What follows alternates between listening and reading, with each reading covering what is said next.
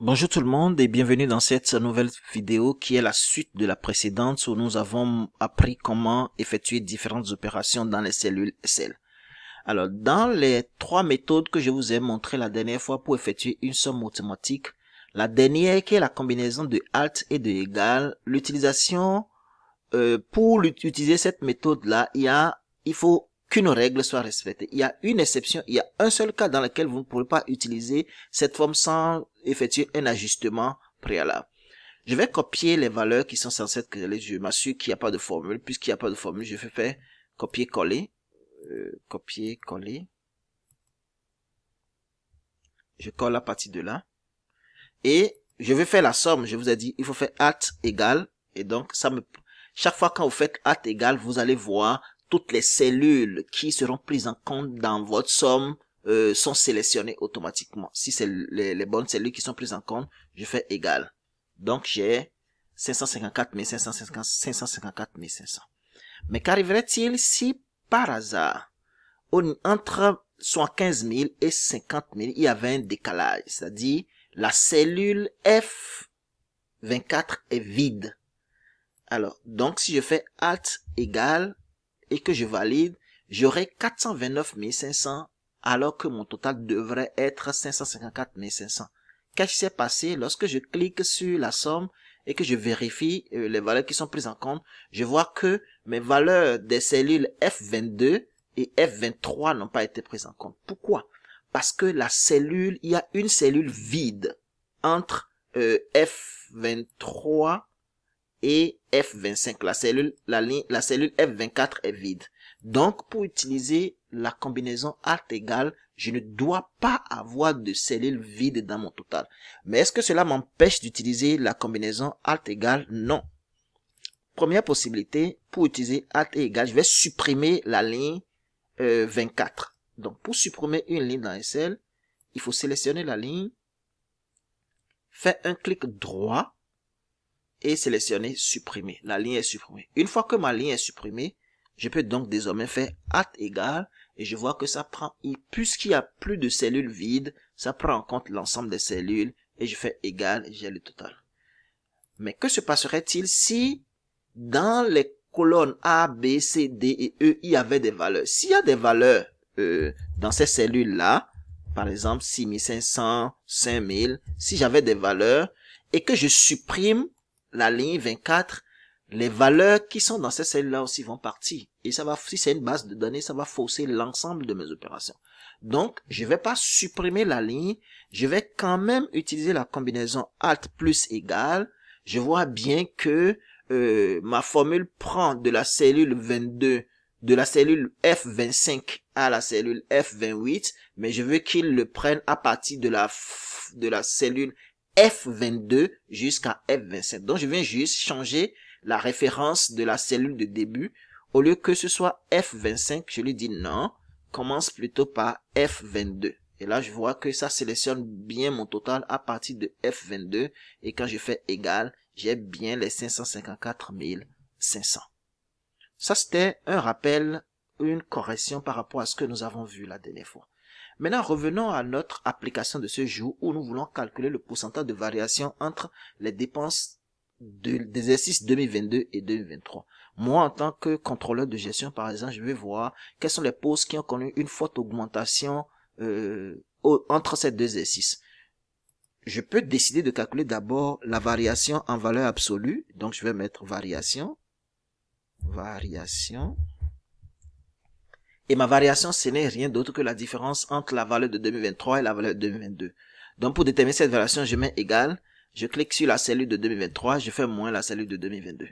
La valeur de la cellule de 2022.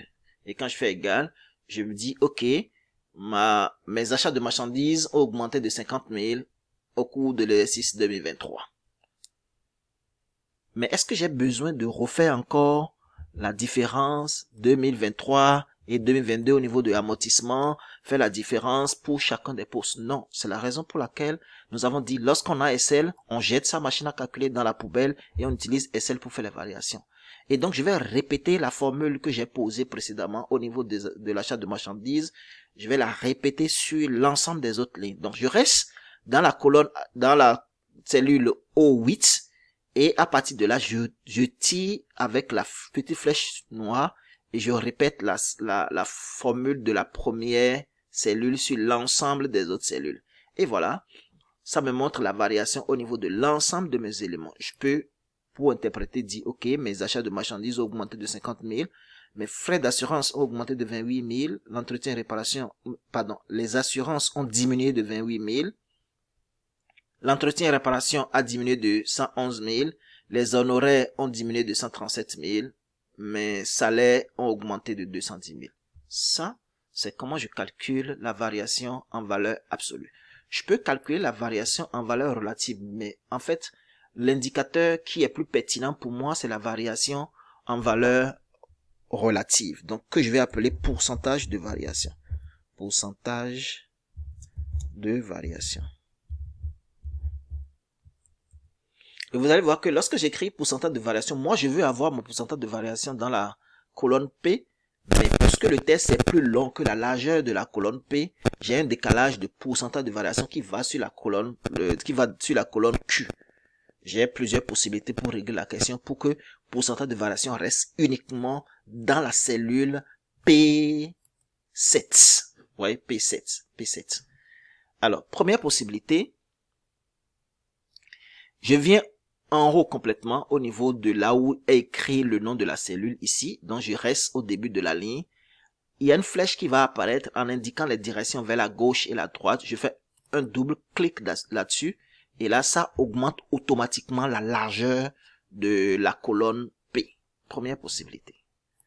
Deuxième possibilité, dans le menu accueil, je cherche renvoyer à la ligne automatiquement. Vous allez voir un AB qui renvoie à la ligne 1C. Lorsque vous cliquez là-dessus, le test est renvoyé à la ligne automatiquement et se retrouve uniquement dans votre cellule P7. Première possibilité pour faire un renvoi à la ligne automatique. Deuxième possibilité pour faire un renvoi à la ligne automatique, c'est cliquer sur alignement et dans la boîte de dialogue qui apparaît, cocher renvoyer à la ligne automatiquement. Donc voilà les trois possibilités pour que votre test reste uniquement dans votre cellule. Je vais vous préparer une autre vidéo pour vous montrer si j'ai un test dans une cellule, comment aller à la ligne à l'intérieur d'une cellule. Cela fera l'objet d'une autre vidéo. Donc, si je veux calculer mes variations en valeur relative, ce que j'ai appelé pourcentage de variation, il suffit de faire la variation que je viens d'obtenir divisé par la valeur de la première année. Donc, divisé par la valeur de 2022.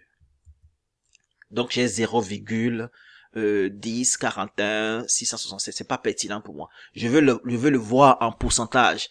Donc, je reste dans la cellule là et dans le menu accueil, je vais cliquer sur style de pourcentage et ça me le met 10%. Là, je n'ai pas de décimale. Je veux avoir, par exemple, 2 décimales après le 10. Donc, je vais cliquer sur ajouter ici, là, je vais cliquer sur ajouter les décimales ou je vais cliquer sur réduire les décimales. Première possibilité. Deuxième possibilité, dans accueil, je clique sur nombre et dans nombre, pourcentage, nombre de décimales, puisque j'avais déjà sélectionné pourcentage, donc dans nombre de décimales, d'abord vous voyez que c'est 0, j'ajoute le nombre de décimales que je veux, je peux ajouter 4, je peux ajouter 6, et lorsque je clique OK, vous voyez, voilà, le test est plus long, je vais l'ajuster automatiquement. Vous voyez, j'ai 6 décimales, mais je veux pas 6 décimales, je veux juste 2, donc je reviens à 2. Ok, vous voyez, j'ai 2 décimales. Je ne veux pas du tout de décimales. Je reviens là, nombre, et je fais 0 décimale, et je n'ai plus de décimales. Donc, je viens de calculer la variation des achats de marchandises. Je dirais que les achats de marchandises en 2022 et 2023 ont augmenté de 10%.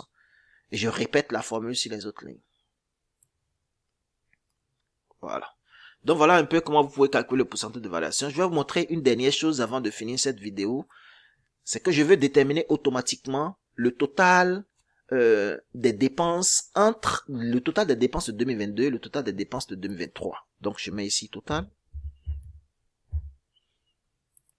Puisque c'est le total de 2022 et 2023 que je veux déterminer, je vais utiliser la combinaison Alt égale. Je sélectionne là où je veux que le total apparaisse au niveau de 2022-2023. Si je veux, je vais déterminer le pourcentage au niveau du le total au niveau du pourcentage aussi. Ça va me faire la somme algébrique. Et lorsque je sélectionne toutes les parties Vous voyez, la combinaison Alt égale, la beauté de la chose, c'est que je peux sélectionner toutes les cellules à la fois et faire le total de plusieurs cellules. Donc, je vais faire le total de 2022, faire le total de 2023, faire le total de variation en même temps, pas une seule combinaison. Donc, je fais Alt égale. Vous voyez, ça me sort automatiquement le total des dépenses de 2022, le total des dépenses de 2023, le total de la variation. Mais attention, surtout lorsque vous mettez des années et que vous faites une somme automatique, assurez-vous que Excel ne considère pas, assurez-vous que l'année que vous avez indiquée n'est pas considérée par Excel comme une valeur. Parce que si Excel considère 2022 comme une valeur, vous allez voir que 2022 apparaîtra dans mon total. Je vais vérifier. Pour vérifier, je reste dans la colonne où apparaît mon total et je clique dans la barre de formule pour m'assurer, pour savoir si 2022 est pris en compte. Vous voyez, 2022 est sélectionné, mais je ne veux pas de 2022. Donc, ce que je vais faire, c'est de dire à Excel, mais attention, 2022 n'est pas une valeur, 2022 c'est un test. Pour le lui dire, je peux mettre une lettre devant, mais ce que je fais couramment, c'est de venir placer le curseur devant 2022 et de mettre une apostrophe. Quand je fais égal, vous voyez, mon total, même si je clique dessus et que je vois que ça a bien pris en compte 2022, 2022 ne fait pas partie de la somme. Pour vérifier la somme d'une cellule, vous sélectionnez toutes les cellules et vous allez voir somme ici, nombre non vide 10. Si je compte, vous allez voir que c'est bien 10. Ensuite, je fais la même chose pour 2023. 2023, je vais placer une apostrophe avant 2023. Et voilà, 2023 ne prend pas en compte, même si vous vérifiez que le total de variation, c'est ça a pris en compte variation est un test et ne sera pas dans le total. Lorsque je sélectionne, vous voyez bien là 57. Bon, si ça gêne, je vais enlever complètement et une fois que j'ai corrigé 2022 et 2023 pour dire à Excel que 2022 et 2023 ne sont pas des valeurs mais plutôt des tests, alors je vais reprendre ma combinaison Alt égale et désormais j'ai le vrai total de ce qui est là. Je peux le mettre en gras si je veux. Et voilà, donc j'enregistre mes informations et je peux faire mon analyse rapidement en disant que la plus forte augmentation en valeur relative a été constatée au niveau des amortissements qui ont augmenté de 154 000 entre les deux exercices. Alors, encore une dernière chose, combien de postes de dépenses ont été répertoriés? Alors, la beauté dans la chose, c'est que je peux faire, si je veux connaître le nombre de postes, je fais 1, 2, et je sélectionne les deux ensemble et je tire. Ok, j'ai 10 rubriques qui ont été prises en compte dans mon total. Donc nous allons revenir sur cette notion-là dans une autre vidéo. Ce sera tout pour aujourd'hui. Merci de m'avoir suivi. À bientôt pour une nouvelle vidéo. C'était moi, Eric Messan. Bye bye.